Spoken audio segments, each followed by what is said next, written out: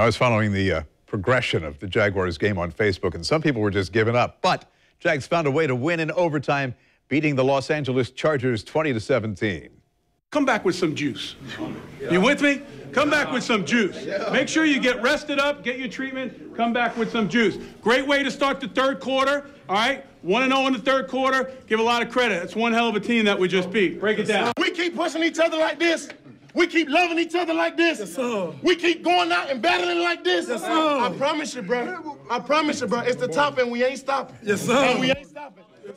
So you heard Coach there. I mean, he was talking some smack, but basically he wanted to just go home and get a bologna and cheese. We'll get to that in a second. So we're now 6-3 and in a great position to earn a playoff bid. News for Jaguars analyst Mark Brunell here on The Morning Show. Hey, good morning, buddy. Good morning, Bruce. So you said in your column, strange football game. Cole and Sam characterized it as ugly and gritty, but we won. We will take it. We don't mind ugly wins. We don't mind strange wins. And that was a crazy football game. Listen, the first 3.5 quarters, we had a fake punt for a touchdown. That was pretty cool. But, boy, at the end, it got real interesting.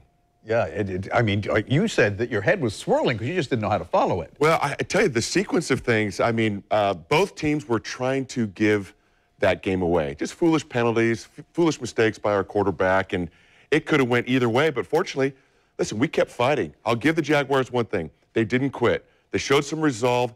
Last year's football team, Bruce, doesn't win that game. But this year's football team, because of the character, because of the leadership, they just kept going and found a way to pull it out. And one of the concerns is Blake's inconsistency. Toward the end of the game, fourth quarter, he had his troubles. 2 minutes left, he was picked off.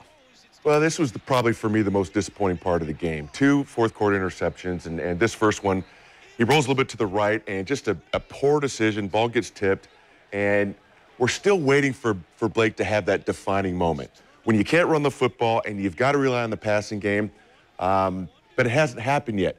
We are seeing exactly what Blake Bortles is. When he gets a lot of pressure on him, when he has to carry the team, he's not able to deliver, and that's frustrating. We all want it for him.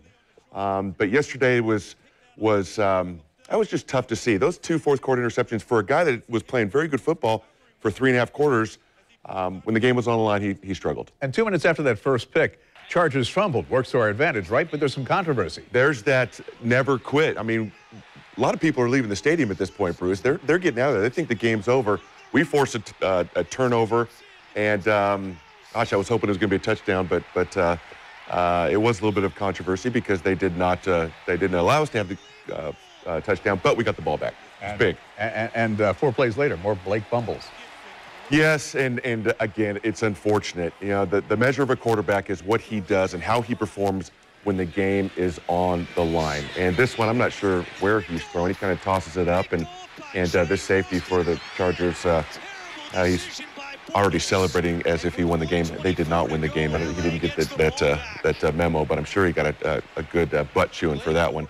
But hey, it was unfortunate by our quarterback. And I got to say, the defense once again bailed us out, and they set it up for our new kicker, who by the way used to be a Charger, to tie the game. It was he's done real well. 7 field goal attempts and 7 makes, and he saved his best for this game.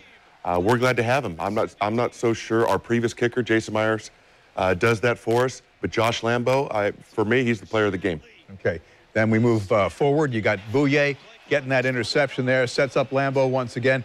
But before we talk about that, because I think we're running out of time, I want to talk about Doug Marrone. Coach afterwards, I mean, he's just spent. Well, after the game's over, I am shot. I can tell you right now. I'm going to go in, I'm going to take a shower. We'll have the medical report later on, okay?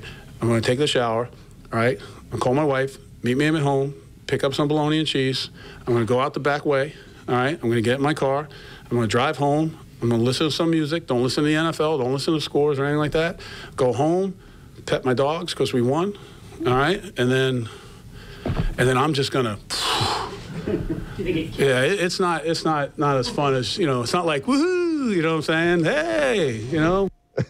So how did you characterize that to me? What was that? What was that? Listen, once an offensive lineman, always an offensive lineman. That's pure Doug Marrone right there. That was entertaining. All right. More on the game and analysis. Be sure to join us for the Mark Brunell Show. Mark and Cole will be live. Sneakers at the Beach at 7 o'clock tonight. You can also watch the show on CW17. And go to newsforjacks.com to read Mark's Monday morning quarterback column. Look under the sports page. Mark, always a pleasure. Appreciate you, man. Thank you, Bruce.